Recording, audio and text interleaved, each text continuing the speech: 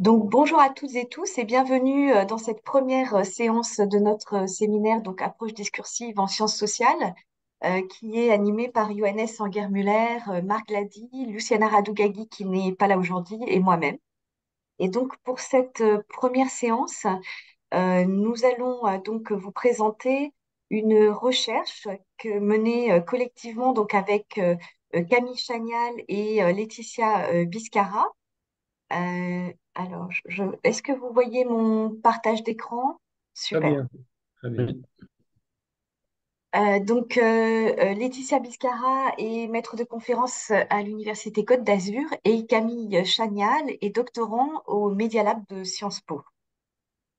Comme indiqué, voilà, nous allons présenter aujourd'hui une recherche collective, en tout cas les premiers résultats d'une recherche collective sur un mouvement en ligne qui a eu lieu en janvier 2021, présentation que nous avons intitulée Dire l'inceste sur Twitter. Et nous allons mettre l'accent sur les caractéristiques discursives de cette prise de parole et également sur les dynamiques de circulation de MeToo Inceste.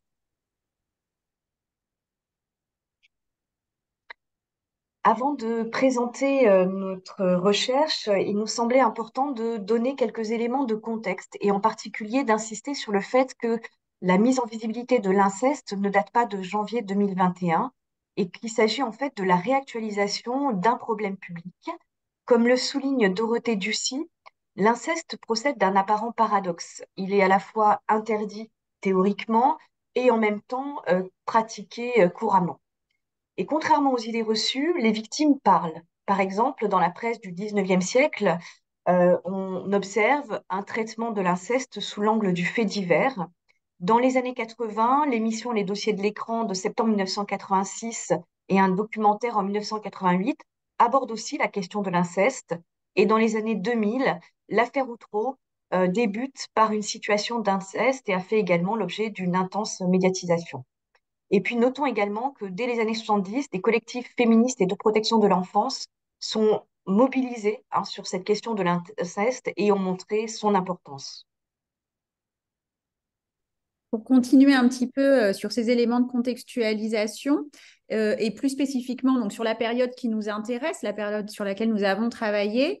Donc on est en 2021 et le 7 janvier 2021 est publié l'ouvrage de Camille Kouchner, donc La Familia Grande, qui raconte la situation d'inceste vécue par son frère dans leur famille, mais surtout l'omerta familiale et tout le système familial en fait qui s'organise autour de cet inceste. Et l'ouvrage est accompagné à sa sortie d'une intense médiatisation. C'est vraiment très, très forte.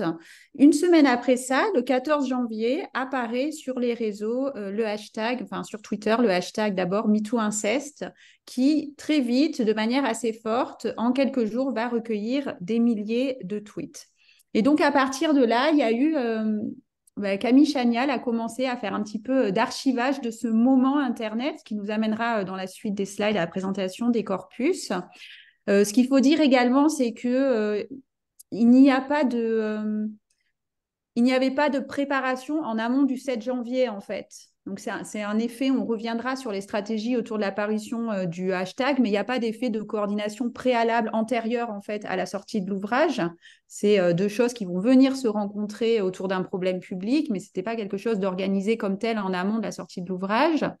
Le 19 janvier, dans le prolongement du hashtag, Madeleine Da Silva, qui a été une des porteuses de la cause pour le collectif Nous Toutes, met en ligne une pétition qui s'adresse à Adrien Taquet, donc, qui est secrétaire d'État en charge des familles et de la petite enfance, et qui demande la formation des professionnels de l'enfance à la détection des violences. La pétition, elle recueille rapidement 40 000 signatures. À peu près, là, j'ai regardé, maintenant, ça n'a pas trop bougé depuis en 2 ans. Maintenant, on est à 44 500 à peu près. Et le 23 janvier, Emmanuel Macron fera une allocution pour annoncer la création de la Civise. Donc, la Civise qui va rendre son rapport après 2 ans de travail le mois prochain, autour du 20 novembre. Cette période, c'est aussi la période d'un débat parlementaire qui va conduire à la loi du 21 avril 2021. Ce débat, il fait suite à une proposition de loi qui a été faite par la sénatrice Yannick Billon et qui vise à poser un cadre en France qui n'existait pas avant, qui est celui d'un âge pour le consentement, en fait, puisque c'était en fait en France un vide juridique. Et donc là, on va poser avec cette loi l'idée qu'il n'existe pas de consentement avant 15 ans d'abord, alors avec une exception qui est celle de ce qu'on appelle la clause Roméo et Juliette. Donc, par exemple, un jeune adulte de 18 ans avec une personne mineure de 14 ans. Et surtout, c'est une loi qui est intéressante pour les victimes parce qu'elle pose un principe de prescription glissante, ce qui veut dire qu'en fait, la période de 30 ans, elle va commencer avec la dernière agression sexuelle ou le dernier viol qui a été commis. Et ça permet de décaler en fait ce temps de prescription. Donc, c'est très important pour nous hein, de revenir sur ces éléments de contexte pour montrer qu'en fait, ce mouvement en ligne, hein, qui est très important, comme l'a souligné Laetitia, en fait, était déjà inscrit dans un certain nombre de débats, mais l'expression en ligne et, comme l'a souligné Laetitia, les milliers de tweets qui vont surgir sur le réseau Twitter en janvier 2021 va largement contribuer à redonner à l'inceste une visibilité. Et donc, nous nous sommes intéressés donc à cette expression en ligne. Et pour ce faire, nous avons constitué deux corps, nous avons constitué un corpus. Enfin, Camille Chanial a constitué un premier corpus, et puis nous avons aussi fait appel à un corpus de l'INA. Nous allons y revenir, et nous allons revenir aussi sur les choix méthodologiques qui ont été les nôtres. Puis, dans un second temps, Laetitia et moi-même présenterons les caractéristiques discursives de cette prise de parole et nous montrerons la centralité du témoignage. Et puis, dans un troisième temps, Camille Chanial vous présentera son travail sur l'analyse qu'il a faite des dynamiques de ces prises de parole et de leurs caractéristiques. Donc, euh, Laetitia? Oui. Donc, ce collectif, en fait, on a travaillé, voilà, peut-être, on a travaillé tous les trois de manière peut-être un peu plus rapprochée, mais dans un premier temps et sur plus d'une année, en fait, quasiment 1 an et demi, voire 2 ans, les travaux se sont inscrits au sein d'un collectif qui est un collectif informel qui a été initié par Laurent Salard. Donc, vous avez les noms des participants et participantes.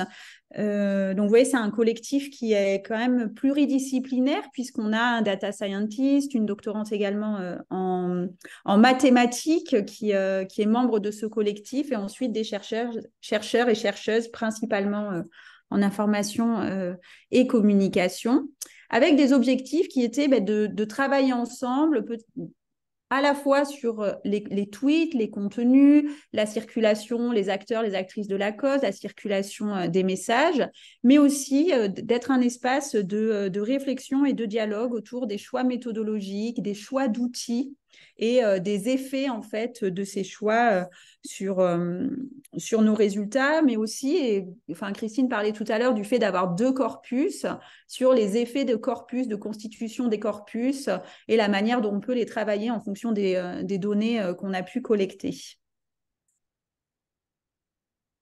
Alors justement, sur ces corpus, alors on a 2 corpus en fait, et dans cette présentation, vous allez voir qu'on a travaillé en utilisant en fonction des questions et des entrées qu'on voulait mobiliser, alternativement les 2 corpus. Le premier corpus, c'est un corpus qui a été constitué par Camille Chanial, et c'est un corpus en fait qui est un corpus fait maison d'environ 17 000 tweets.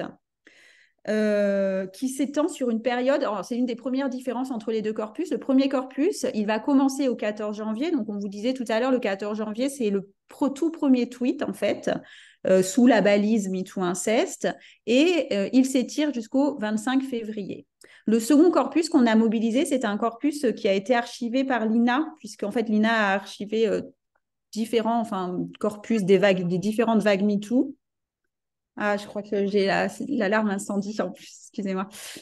Et ce corpus-là, c'est un empan temporel un peu plus étiré puisqu'il va s'étendre jusqu'au 18 avril 2021. C'est un corpus avec 87 500 tweets à peu près, et c'est un corpus auquel sont agrégées des données différentes, puisque là, on va avoir des informations sur les retweets, sur le nombre de followers d'un compte. Et ça, vous verrez dans la suite de la présentation que c'est des informations qu'on a pu mobiliser vraiment d'une manière, je pense, assez pertinente, le nombre de tweets, mais aussi la date de création du compte.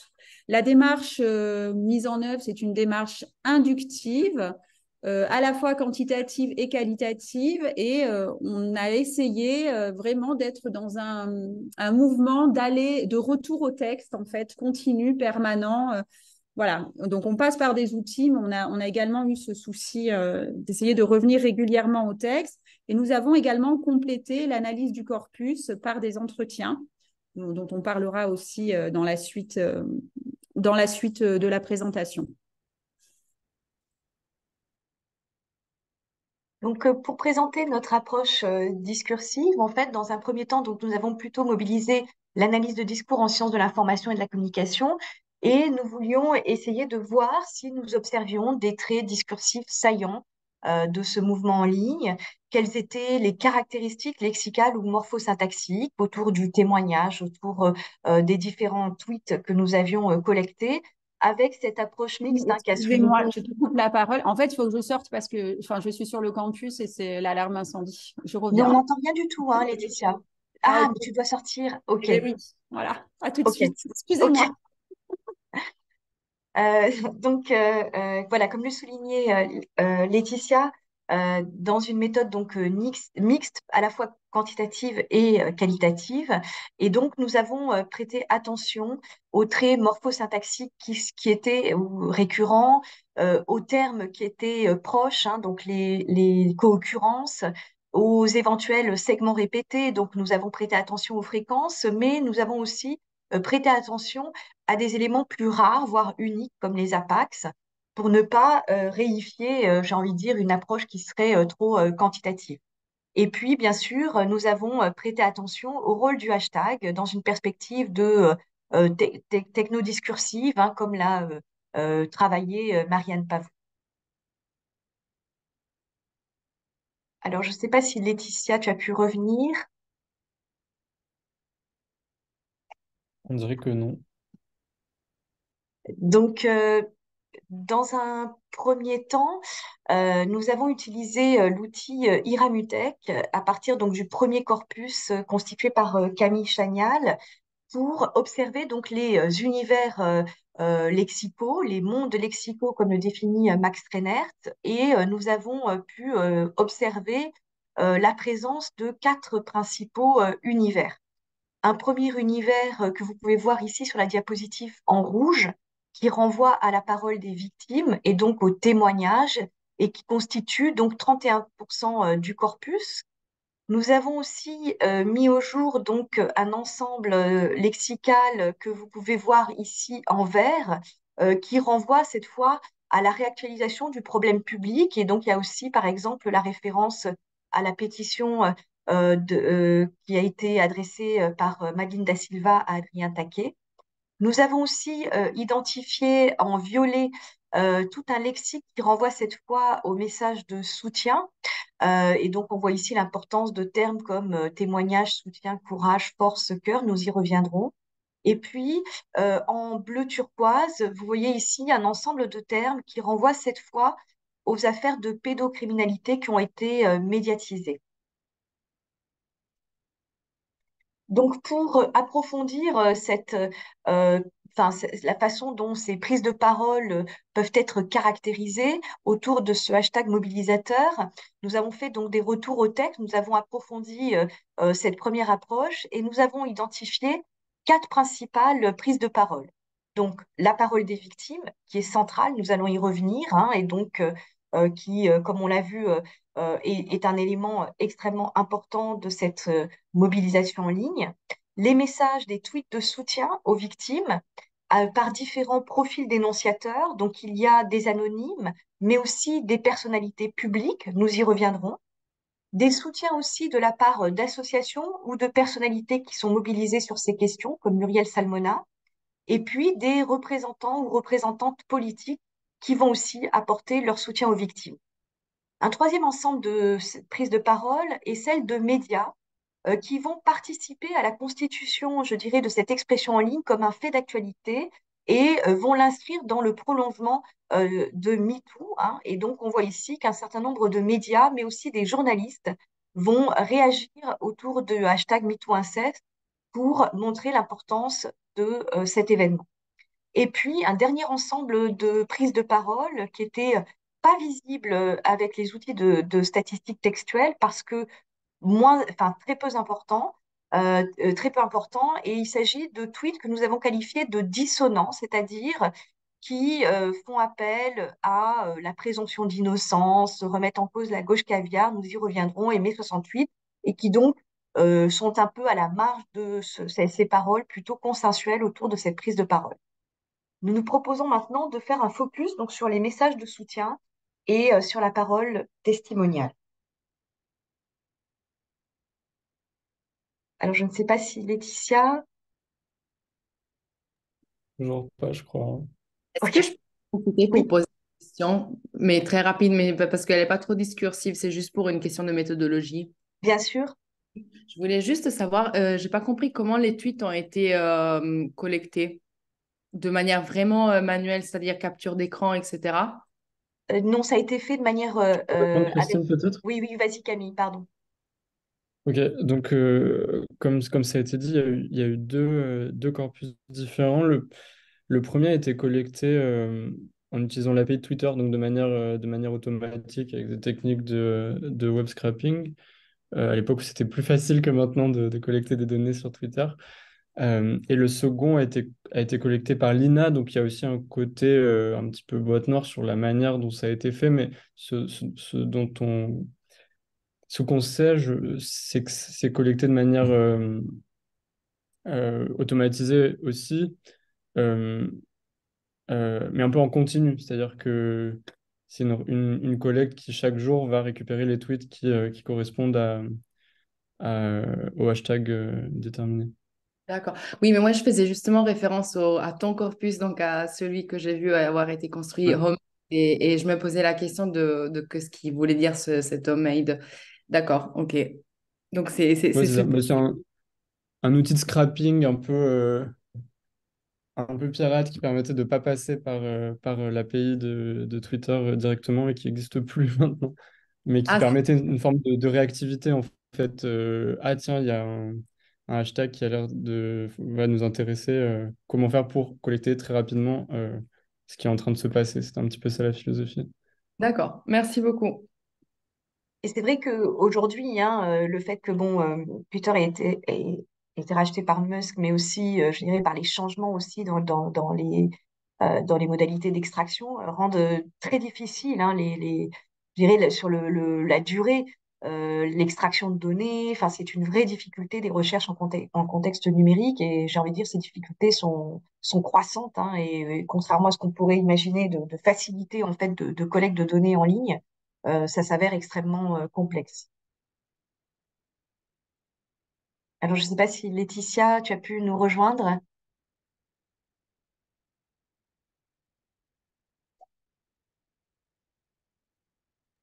Son Alors, siège est toujours sur la vidéo. ok. Parce que du coup, moi, j'ai pas les participants. Là, j'ai Camille, tu vois, si Laetitia est. Non, mais je vois que son siège est toujours vide sur l'image, donc Ah je mince, pense oui, qu'elle est elle est encore dehors. Bon, bah, du coup, je propose de poursuivre. Voilà, sur ce graphique, on voit bien l'importance donc du premier jour, hein, 14 janvier avec le premier tweet, et puis très rapidement, un pic 14, 15, 16, 17, on voit la multiplication des témoignages et l'intensité, hein, de ces témoignages. Et j'ai envie de dire que toutes les recherches sur le numérique, je pense par exemple à des travaux sur le pétitionnement en ligne, on voit qu'il y a des pics, hein, dans les premiers jours. Et donc, on voit ici que la centralité du témoignage est forte puisque on a tout au long donc du corpus, donc ici de l'INA jusqu'en avril, des témoignages assez réguliers avec des pics qui sont liés en fait à des événements que ce soit lié à l'actualité donc politique, juridique ou médiatique qui explique qu'on est, par exemple, en février, en mars, en avril, à nouveau des témoignages qui se multiplient. On a essayé de prêter attention donc aux comptes qui témoignaient et une des observations qu'a faites Agnès Mustard, c'est de voir que 20% des comptes qui témoignent en fait ont été créés pour témoigner. C'est donc des comptes qu'on a qualifiés de comptes ad hoc en fait, qui ont été créés pour témoigner autour donc de l'inceste. Et voici donc des exemples de ces témoignages, avec l'importance bien sûr du pseudonyme dans le cas d'une anonymisation des personnes. Et on voit que le premier tweet du corpus, donc c'est un tweet qui a été posté par Marie Chenevance. Et donc le pseudonyme est important parce que c'est le titre d'une chanson de Barbara. Et Barbara a été victime d'inceste. Donc on voit qu'ici l'importance, indépendamment, j'ai envie de dire, de la donnée textuelle du tweet, du contexte et aussi donc des pseudonymes qui sont utilisés pour témoigner. Donc voici des exemples donc de ces témoignages.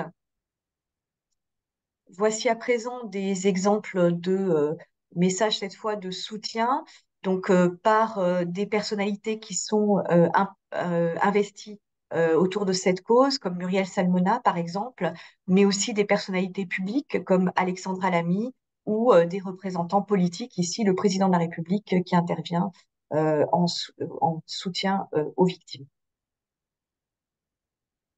Alors nous vous proposons à présent de prêter attention à des traits discursifs de ces témoignages. Et donc, grâce à un outil qui a été développé par Serge Fleury, e-Trammer, nous avons prêté attention donc à la parole testimoniale et nous avons observé un patron discursif dans la façon de témoigner qui est caractérisé par la présence de j'avais X années et ça, c'était comme élément qui renvoie cette fois à la violence des actes. Mais je vais y revenir parce que on observe deux façons de dire l'inceste dans le cas du témoignage. Une façon implicite, j'y reviendrai, où le hashtag en fait fonctionne comme opérateur signifiant et lève, je dirais, l'implicite de l'énoncé, et une façon explicite qui renvoie cette fois à la violence des faits. Et puis, nous avons aussi observé dans les traits saillants l'importance de la pétition, hein, donc qui est adressée à Adrien Taquet. Et puis aussi, nous y reviendrons, la présence d'un interdiscours militant qui renvoie donc à la parole « Je vous crois », qui a été en France euh, développée par nous toutes. Et puis, nous y reviendrons aussi, la présence forte du lexique de la parentèle. Donc, nous avons utilisé e-Trammer pour observer donc les co-occurrences autour de AV. Et donc, vous voyez ici dans cette représentation l'importance de l'âge, hein, donc avec 8, 12, 11 ans, 7 ans, 4, 5, 11, 14, 2 ans. Donc voilà, on voit bien ici que la référence à l'âge, j'avais X années, est très importante dans ce motif, hein, dans cette phraséologie qui va caractériser les témoignages et l'importance aussi du CT, ça qui renvoie à la violence des faits. Alors, je ne sais pas si, je pense que Laetitia, malheureusement, n'a pas pu encore nous rejoindre. Donc, on s'est intéressé donc à cette phraséologie qui était en fait déjà présente en 2019 avec un hashtag J'avais qui renvoyait aussi aux violences sexuelles faites aux enfants et avec une variante qui était I was, qui a été aussi visible en particulier dans la rue mais aussi sur Twitter avec le hashtag I was et qui a été déployé en juin 2020. Ce qui est intéressant, c'est de voir qu'il y a donc un précédent dans cette phraséologie que l'on retrouve ici dans la campagne MeToo Inceste et qui s'est aussi déployé, c'est important, dans les espaces publics avec des collages. Donc, je vais revenir à présent sur la façon de témoigner et donc cette phraséologie. Et donc, on a observé, comme je vous le disais, deux façons de témoigner. Une façon que nous avons qualifiée d'implicite parce que la violence sexuelle n'est pas nommée. Et en fait, le hashtag fonctionne comme un opérateur signifiant. On a par exemple, c'était mon cousin, j'avais 12 ans, il en avait 15, MeToo inceste. Et donc, on voit ici que le hashtag MeTooInceste, qui est placé soit en début ou en fin de tweet, lève l'implicite et montre ici, sémantise finalement, stabilise le sens de l'énoncé et met l'accent sur le système de l'inceste, qui est en fait un interdit et qui renvoie bien sûr à la silenciation des victimes. Et il y a aussi une référence très présente à ce qui est présenté comme normal, avec des guillemets bien sûr, par les bourreaux, qui renvoie ici à des jeux qui seraient liés à l'enfance. Donc on a ici un autre exemple. Il disait que c'était des jeux normaux à nos âges, que tous les enfants faisaient ça. J'avais 8 ans, MeToo inceste. Et un autre ensemble de témoignages, cette fois, un autre ensemble va être explicite et va mettre l'accent, cette fois, sur les violences et être marqué par une forte présence du lexique du corps, du geste ou du moment. Donc, on voit ici l'importance du hashtag, nous y reviendrons, qui, comme de nombreux hashtags militants, fonctionne comme un mot-argument, indexe bien sûr la cause, et ici, dans le cas des témoignages implicites, sémantise le tweet. Donc voici des exemples de témoignages implicites où on voit que le hashtag fonctionne donc comme un opérateur signifiant et le démonstratif, le ce, le ça, finalement, fonctionne comme un déictique qui renvoie au moment des faits.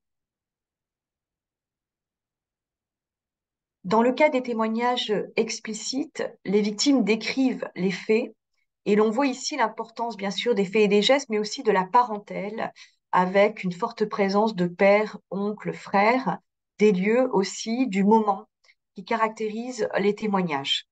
Et le hashtag fonctionne cette fois principalement comme mot-argument et le détail et la précision, je dirais, du témoignage viennent dire la violence de l'inceste. Donc voici des exemples. Euh, donc on voit ici aussi la difficulté de travailler sur ces modalités d'expression en ligne parce que c'est évidemment pour les chercheurs et chercheuses euh, une question qui est parfois très difficile à travailler sur la durée. Alors je ne sais pas si Laetitia est de retour. Non. Alors un autre élément discursif caractéristique donc de ce mouvement en ligne, c'est dans les témoignages de soutien qui sont aussi très nombreux, une marque de soutien qui renvoie cette fois, donc bien sûr, euh, au courage, on voit la fréquence des termes courage, et aussi à une rhétorique féministe, je te crois, qui a été popularisée par le collectif Nous Toutes, et qui montre ici la présence d'un interdiscours militant et féministe qui caractérise donc nos corpus. Dans les tweets de soutien, nous avons aussi observé la présence de marqueurs de l'intensité affective. Donc, on a par exemple des adverbes vraiment, tellement, incroyablement, des termes aussi qui renvoient à la description de l'effet corporel produit par la lecture des témoignages, comme nausée, froid dans le dos, larmes. Et puis aussi, donc, on a la présence donc de ce motif militant «Je te crois», qui contribue à construire la cause, comme a pu le montrer Nelly Kemener, qui contribue ici à produire un régime de respectabilité, à montrer aussi l'importance du soutien vis-à-vis des personnes victimes d'inceste. Comme je l'ai indiqué, nous avons noté que contrairement à des mouvements en ligne féministes qui font l'objet d'attaques violentes, dans le cas de MeToo Inceste, les tweets dissonants, que nous avons qualifiés de dissonants, sont finalement assez rares. Et on l'explique d'une part parce que la figure de l'enfant fait l'objet d'un consensus par sa vulnérabilité, même si on observe parfois des tweets qui voudraient silencier la parole des victimes, comme Vogel, mais on a surtout des tweets qui mettent l'accent sur la présomption d'innocence ou mettent en cause la gauche caviar ou mai 168 qui serait responsable donc de l'inceste. Si on s'intéresse cette fois au lexique de la parentèle, nous avons observé une forte fréquence des termes père. Donc ici, vous voyez différentes graphies, mais aussi frère, oncle, cousin, etc. Avec parfois l'emploi de guillemets qui contribue une mise à distance par rapport à cette figure. Et donc, on voit ici l'importance, bien sûr, de la parentèle qui montre aussi l'importance de la figure ici du père, mais aussi beau-père, hein, avec des variantes. Je vais maintenant passer la parole à Camille, qui a travaillé cette fois sur les dynamiques de mise en visibilité de ces prises de parole. Merci, Christine. Euh, Tu peux passer à la slide suivante. Super. Donc, ce qu'on constate avec ce hashtag MeTooInceste, c'est que il fait preuve de ce qu'on pourrait qualifier avec Serville et Paillet de fort rendement conversationnel. Ça se manifeste notamment dans le fait que le hashtag MeTooInceste figurait parmi les tendances Twitter les 16 et 17 janvier, donc au début de, de cette campagne. Euh, et ça, c'était l'objectif notamment des associations, enfin de l'association qui a écrit le premier tweet, Nous Toutes, qui voilà, ont eu une réflexion autour de la mise en forme du hashtag en anticipant cette dimension justement techno-conversationnelle. Euh, et finalement, donc, ce qui a, ce qui a fait en sorte que les témoignages soient visibles, ce sont les retweets et les citations, donc les partages par d'autres utilisateurs. Euh, et donc l'idée de cette partie de la présentation, c'est de répondre à une forme d'énigme, c'est comment se fait-il que pendant plusieurs jours, des milliers d'utilisateurs et utilisatrices de Twitter ont vu sur leur fil d'actualité des témoignages d'inceste. Euh, je dis que c'est une énigme parce qu'en fait, quand on regarde les personnes qui ont publié effectivement des témoignages d'inceste sur Twitter, on a vu déjà que pour une bonne partie, elles ont créé leur compte exprès pour publier le témoignage. On a vu que c'était 20% de, euh, de la part de ces utilisateurs qui ont témoigné. Et quand on regarde leur nombre d'abonnés, il est en général très faible. La médiane est de 6 abonnés. Donc comment on fait quand on a seulement 6 abonnés, qu'on vient de créer son compte le jour même pour rendre visible, donner de l'écho aux témoignages. C'est ce qu'on va essayer de regarder ici. Euh, Slide suivante, Christine, s'il te plaît. Donc ça, c'est le constat initial, c'est que les témoignages sont assez peu relayés. Là, on a représenté le nombre de partages pour les tweets qui sont des témoignages. Euh, Et on voit voilà, que la majorité des tweets ont finalement été très peu partagés. Euh, mais en fait, en disant ça, on rate une partie de l'histoire qui est que tous les partages sur Twitter ne se valent pas. C'est pas la même chose de voir son tweet partagé par un compte qui a 1 million d'abonnés que par un compte qui a 100 abonnés. Parce que dans un cas, si on modélise ça simplement, on peut se dire que 1 million de personnes vont voir le témoignage sur leur fil d'actualité Twitter contre 100 personnes euh, dans l'autre cas. Et donc, pour prendre ça en compte dans l'analyse, on se propose d'utiliser une mesure un peu simple de la visibilité d'un tweet. L'idée, c'est de dire chaque utilisateur qui partage un tweet lui confère une visibilité égale à son nombre d'abonnés. Euh, à l'époque, en 2021, sur Twitter, il n'y avait pas la mention du nombre de vues ou d'impressions pour un tweet. Là, c'est quelque chose qui est arrivé dans l'année qui vient de s'écouler. Donc voilà, on a dû un petit peu bricoler pour créer une mesure qui correspondait à ça. On n'a rien inventé, hein, la mesure que je vous propose ici, elle est utilisée euh, plutôt en informatique dans des travaux qui étudient la propagation, la viralité des tweets. Et c'est aussi la mesure qu'utilisent beaucoup de personnes dans le marketing digital, en fait. Euh, et donc, avec cette mesure, on peut calculer la visibilité totale d'un tweet comme étant le nombre d'abonnés de son auteur-autrice plus le nombre d'abonnés cumulés de toutes les personnes qui ont partagé ce même tweet. Et là, donc, l'histogramme, maintenant, c'est plus le nombre de partages, mais la visibilité pour un tweet donné. Et on voit qu'on a des chiffres bien plus élevés qui montrent que c'est véritablement le fait de partager des témoignages qui a donné cette viralité, cette visibilité au hashtag et au témoignage de MeTooInceste.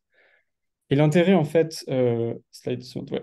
L'intérêt de cette mesure, c'est que elle permet de passer à une approche qui est centrée sur les tweets, à une approche qui est centrée sur les acteurs. C'est-à-dire qu'on peut se poser des questions comme qui sont les personnes qui ont le plus contribué à la visibilité des témoignages.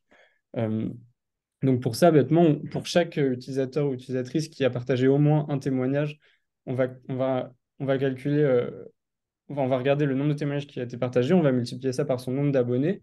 Et donc ça nous donne une mesure qui est quelle visibilité cette personne a-t-elle conférée au témoignage. Et on peut établir comme ça un classement. Et ici, on a le classement des 20 personnes qui ont le plus contribué à la visibilité des témoignages. Euh, on va s'attarder un petit peu sur le type d'acteurs qu'on retrouve dans cette liste. On a principalement des activistes et des activistes sur les questions euh, autour de l'inceste et féministe. Christine, je veux bien que tu passes à la slide suivante. Voilà, donc des personnes qui militent sur les questions d'inceste, présidente de l'association Moi aussi Amnésie, Muriel Salmona, présidente de l'association Mémoire traumatique. Euh, donc ça, c'est la première catégorie d'acteurs qu'on retrouve dans cette liste. Ensuite, on a, slide suivante, voilà, des militantes féministes. On a enfin des journalistes et des personnalités des médias. Euh, et on a d'autres acteurs qui sont peut-être plus inattendus, qui sont des personnalités politiques ou des personnalités du monde de la culture qui, de prime abord, n'ont pas grand-chose à voir avec le sujet qui nous intéresse. Euh, ouais. Et donc, voilà. Ce qu'on peut voir, en fait, en faisant ce classement-là des différents... des personnes qui ont le plus contribué à la mise en visibilité des témoignages, euh, c'est qu'il y a différentes manières d'apparaître dans ce top 20. Et donc ça, l'idée, c'est que on a classé les utilisateurs selon leur contribution à la visibilité des témoignages. Euh, et vous savez, ça, c'est une courbe comme un peu les courbes d'inégalité euh, économiques et qui permettent de calculer les indices de Gini. L'idée, c'est que si tous les utilisateurs qui ont au moins partagé un témoignage avaient contribué de la même manière à la visibilité, cette courbe, ce serait une droite. Et le fait qu'elle soit extrêmement courbée comme ça à la fin, ça montre que la contribution à la visibilité, c'est quelque chose d'extrêmement concentré. On a estimé que, enfin, on a calculé que 0,24% des utilisateurs, donc seulement 91 utilisateurs, ont contribué à la moitié de la visibilité des témoignages. Donc maintenant, on va s'intéresser plus précisément à ces comptes-là, qu'on va appeler, pour résumer, des comptes moteurs. Et donc si on regarde ces comptes moteurs, non, c'était bien bonne slide. Si on regarde ces comptes moteurs, ce qu'on observe, c'est qu'il y a différentes manières de contribuer à la visibilité. Ici, en abscisse, on a le nombre de témoignages qui ont été partagés par ces comptes moteurs, et en ordonnée, on a le nombre d'abonnés de ces comptes moteurs. Et on voit qu'en fait, pour être une personne qui a fortement contribué à la visibilité, on peut avoir un nombre relativement faible d'abonnés, mais avoir partagé un très grand nombre de témoignages. Et on peut avoir, donc ça c'est ce qui serait plutôt tout à droite en bas, et tout à gauche en haut, on a des personnes qui ont partagé un ou deux témoignages seulement, mais qui ont déjà une audience très grande. Et donc le simple fait qu'ils partagent un témoignage, ça va donner une visibilité très importante au témoignage. OK. Euh, Donc, ce qu'on se propose de faire maintenant, c'est de séparer ces comptes en différentes catégories. l'idée, c'est que ce pas des catégories qui disent quelque chose sur qui sont les personnes qui sont là, mais plutôt des catégories en fonction de leur activité. Et donc, on aurait un groupe qu'on pourrait appeler le groupe des activistes à droite, qui sont les personnes qui ont relativement peu d'abonnés, mais qui ont une activité très soutenue de partage de témoignages. Ça, ce serait une extrême. L'autre, ce serait celle qu'on trouve à gauche, qui sont les relayeurs qu'on pourrait qualifier de ponctuels. Donc, c'est comme je disais, des personnes qui ont peu d'abonnés, pardon, qui ont beaucoup d'abonnés, mais qui ont fait peu de partage. Et on aurait entre les deux quelque chose d'intermédiaire qu'on a appelé les relayeurs sympathisants, donc qui ont partagé, euh, on va dire, un peu moins d'une dizaine de témoignages. Et en fait, en divisant comme ça dans ces différentes catégories, on peut regarder comment ces catégories se déploient au cours du temps dans la contribution à la visibilité des témoignages. Euh, donc, on a nos trois catégories qu'on vient d'identifier et on a une dernière catégorie qui est en fait, vous vous en souvenez, tout le reste, tous les non-compte moteurs, donc les dizaines de milliers de personnes qui contribuent aux autres 50% de la visibilité. Et donc, on regarde la contribution à la visibilité de ces catégories par jour au début de la campagne MeToo Inceste.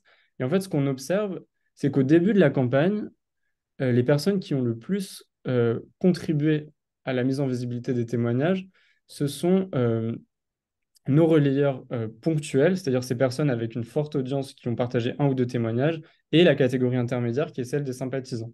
En fait, la catégorie des activistes, donc ceux qui ont relayé un très grand nombre de témoignages, elle n'apparaît que dans les jours d'après de la campagne, au moment où le hashtag n'est plus en tendance sur Twitter.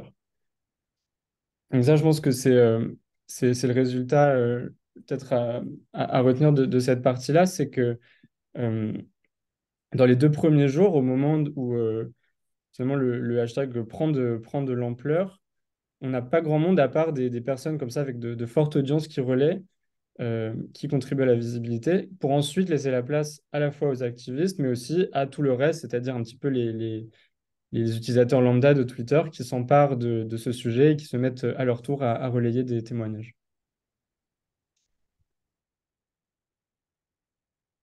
Alors, pour conclure et peut-être revenir sur un élément que l'on a peu développé, c'est l'importance du hashtag MeTooInceste.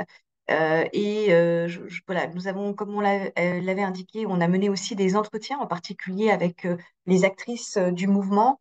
Et donc, pour rebondir sur ce que vient de présenter Camille, donc il faut savoir que le choix du hashtag a été extrêmement réfléchi, hein. Il a fait l'objet d'une concertation pour anticiper, on va dire, des logiques communicationnelles, hein.